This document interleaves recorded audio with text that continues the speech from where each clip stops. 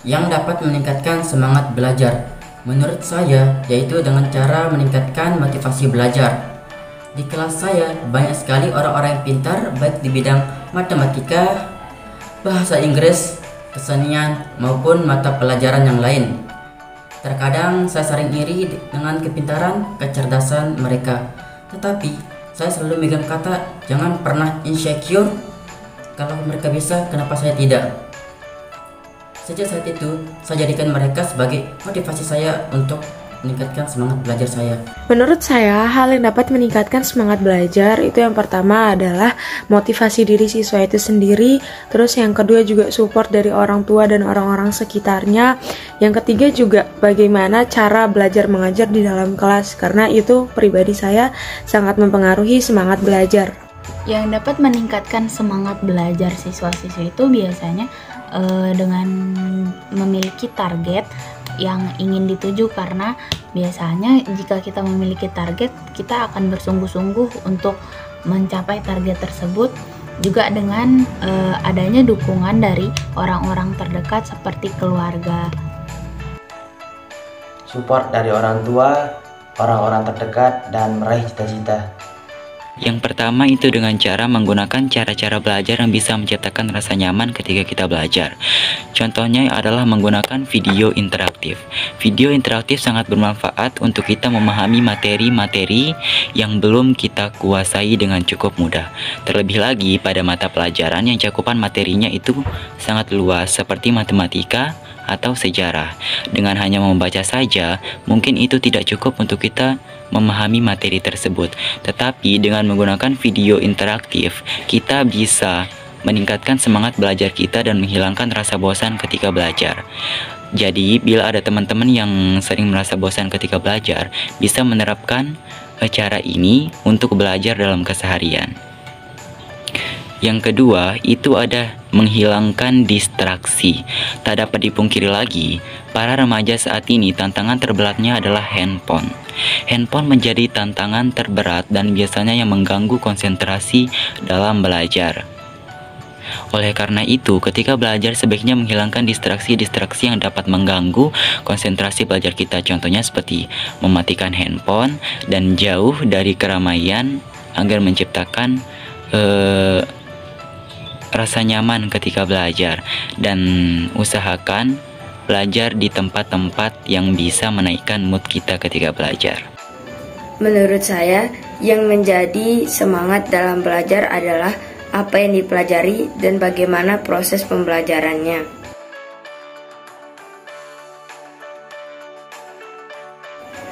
Bentuk pendidikan yang modern yang berlandaskan syariat agama. Apa saja pendidikan yang dapat membangun moral? Yang pertama adalah sikap dan perilaku guru menjadi contoh bagi para siswanya. Guru dipandang sebagai orang tua di sekolah oleh siswanya. Oleh karena itu, siswa pasti menganggap gurunya itu sebagai panutan dan inspirasi baginya. Oleh karena itu, guru harus pandai-pandai menjaga sikap dan perilaku di depan para siswanya guna memberi inspirasi dan dukungan-dukungan yang bisa menginspirasi para siswanya tersebut. Yang kedua itu adalah dengan cara berbagi pengalaman inspiratif. Tidak ada salahnya sesekali seorang guru berbagi pengalaman kepada seorang siswanya. Terkadang siswa bisa merasa terinspirasi dari kisah tersebut dan bisa menaikkan semangat dia dalam membangun sebuah moral dan bagaimana cara memperbaiki moralnya ke depannya. Bentuk pendidikan yang dapat membangun moral siswa di zaman sekarang itu menurut saya yang pertama adalah guru lebih sering berbagi kisah inspiratif, terus yang kedua guru mengajar berdasarkan Pancasila, Undang-Undang Dasar dan Syariat Agama, dan mungkin guru lebih bisa memberikan contoh kepada siswa-siswanya untuk berperilaku sopan, untuk taat dan takut kepada apa yang sebenarnya memang harus ditaati dan ditakuti.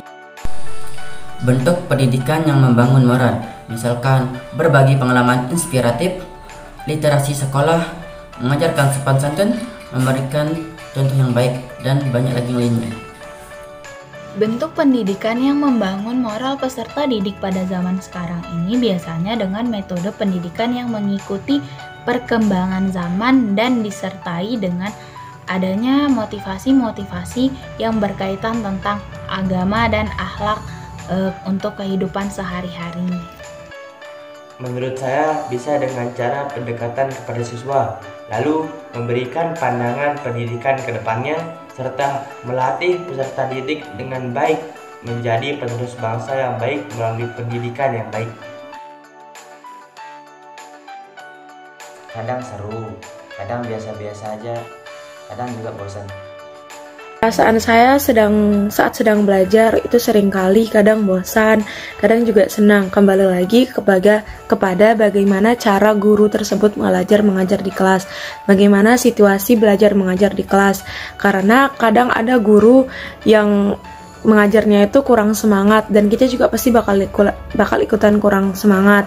Nah, ada juga guru yang karena beliau tahu mata pelajarannya beliau susah, jadi beliau mencoba untuk mencairkan suasana. Nah, jadi di sana semangat belajar kita itu lebih meningkat. Perasaan saya saat belajar adalah sangat bersyukur karena masih diberi kesempatan untuk belajar. Jujur saja, kemarin ketika semester 1 kita full belajar secara daring di rumah. Hal tersebut sangat tidak efektif untuk kita para siswa memahami materi. Namun hal tersebut tidak mengurangi rasa semangat saya dalam belajar. Ketika masuk semester 2, kita sudah mulai masuk sekolah dengan protokol kesehatan yang sangat ketat. Hal tersebut sangat menyenangkan para siswa-siswa karena bisa bertemu dengan teman-temannya dan bisa dijelaskan materi oleh para guru-gurunya secara langsung, apalagi dijelaskan oleh bapak dan ibu guru yang menerangkan materi secara lengkap dan rinci. Perasaan saya ketika belajar pada saat itu tentunya sangat bahagia sekali dan happy. Kebetulan saya orangnya itu sangat ambisius dalam belajar. Saya sangat senang ketika belajar, apalagi diajarkan materi-materi yang belum saya pahami dan membuat pematangan saya semakin menjadi matang. Perasaan saya saat sedang belajar, ya kadang berubah-ubah. Perasaan saya senang ketika saya belajar apa yang saya sukai dan begitu sebaliknya. Misalkan saya bersemangat ketika belajar kimia, ya karena saya minat di bidang itu. Perasaan saat belajar kadang senang, kadang bosan, kadang ngantuk.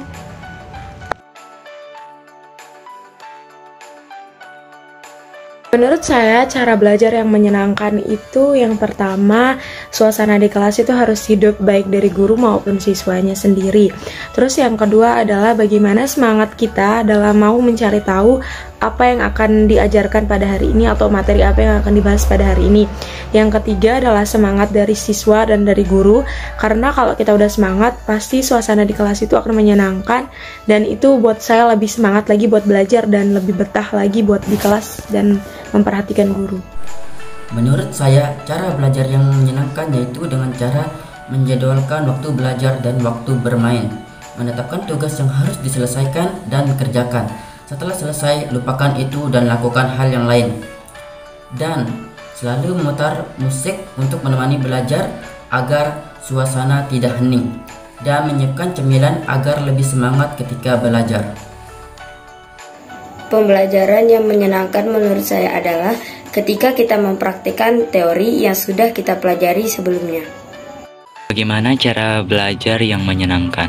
Yang pertama yaitu dengan cara meringkas atau merangkum pokok-pokok pembelajaran yang akan kita pelajari.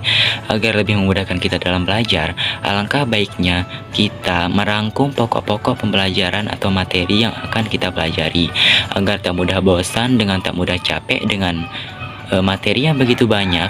Bisa kita merangkum itu menjadi sebuah pokok-pokok atau sesuatu yang mudah kita ingat. Yang kedua yaitu dengan metode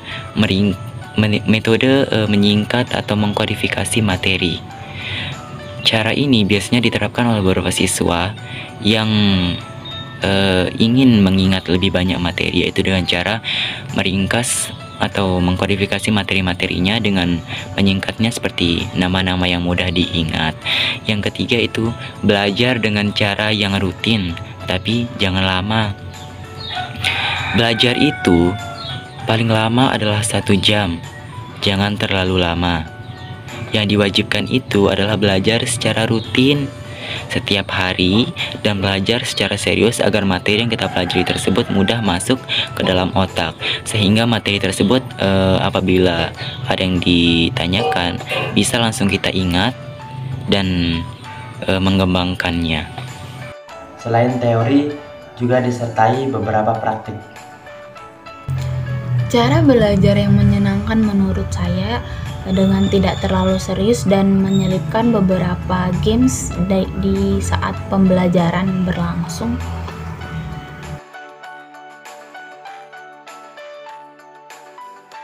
Kenapa kita harus belajar? Menurut saya belajar itu merupakan sebuah kewajiban karena kita adalah manusia biasa yang lahir tanpa ada dibekali ilmu apapun. Jadi kalau kita nggak belajar dari sekarang, kalau kita nggak belajar dari kecil, kita nggak bakal jadi apa-apa ke depannya, dan kita juga mungkin kita cuma bisa jadi beban buat orang lain. Sedangkan walaupun kita adalah makhluk sosial, tapi setidaknya kita harus bisa mandiri, dan salah satu bentuk kemandirian kita adalah mau untuk belajar.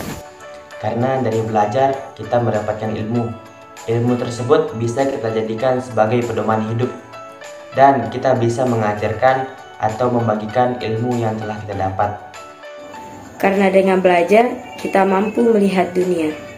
Karena dengan belajar kita dapat menjadi lebih pintar dan tidak mudah dibodohi oleh orang lain. Kenapa kita harus belajar? Jawabannya adalah untuk tumbuh.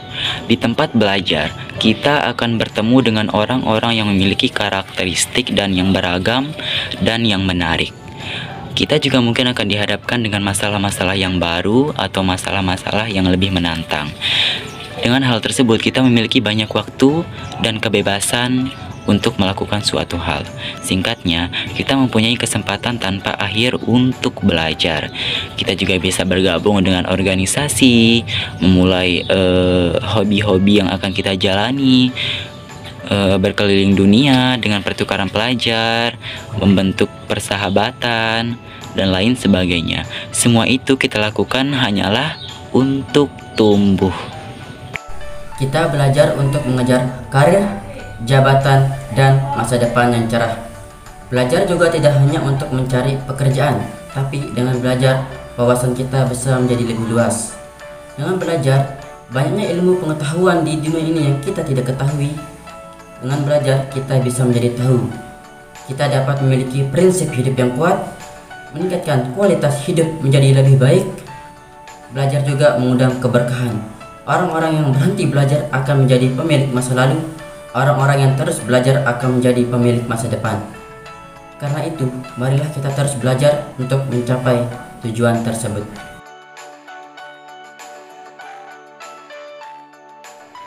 Peningkatan kualitas dan fasilitas pendidikan, terutama dari segi infrastruktur dan kualitas kurikulum. Harapan saya untuk pendidikan di Indonesia ke depannya ialah semoga pendidikan di Indonesia semakin maju lagi, semakin terus berkembang pesat supaya bisa bersaing dengan negara-negara di luar sana, negara-negara hebat di luar sana, dan semoga Indonesia ke depannya tidak terlalu memaksakan siswa untuk bisa segala mata pelajaran dan lebih melihat bakat dan minat siswa, lebih memperhatikan bakat dan minat siswa itu sendiri, supaya siswa itu bisa mengembangkan bakat dan potensinya agar menjadi calon penerus bangsa yang kuat dan hebat. Harapan saya untuk sistem pendidikan Indonesia ke depannya yaitu pemerataan ilmu pengetahuan kepada semua pelajar yang ada di Indonesia, dari kota hingga pelosok desa. Pemerataan ilmu pengetahuan sangat perlu dan sangat harus diperhatikan oleh pemerintah. Bukan hanya mengunggulkan bibit yang telah unggul, tetapi bagaimana proses kita dalam memoles bibit dari nol hingga menjadi bibit yang unggul. Alangkah baiknya dan perlu diperhatikan oleh pemerintah, asupan pendidikannya Indonesia ini perlu diperhatikan dan perlu dikembangkan. Apalagi dalam kondisi pandemik seperti ini, pendidikan di Indonesia itu harus ditingkatkan lagi, dan asupan pendidikan Indonesia perlu mengalami sebuah peningkatan yang baik dan mudah untuk para siswa. Semoga sistem pendidikan di Indonesia ke depannya lebih mengutamakan bakat dan minat daripada kesetaraan kemampuan. Harapan saya untuk sistem pendidikan Indonesia ke depannya, yang pertama, mengurangi mata pelajaran, hanya beberapa mata pelajaran yang diambil, sisanya sesuai bakat dan minat, atau selain mata pelajaran yang wajib. Yang kedua, mengurangi waktu belajar di sekolah. Menurut saya, waktu belajar di sekolah itu terlalu lama, dan itu menyebabkan dua hal. Yang pertama, murid jadi lebih capek. Yang kedua, murid jadi lebih nggak suka sama sekolah. Harapan saya untuk sistem pendidikan di Indonesia semoga lebih maju lagi dan lebih bagus untuk kedepannya.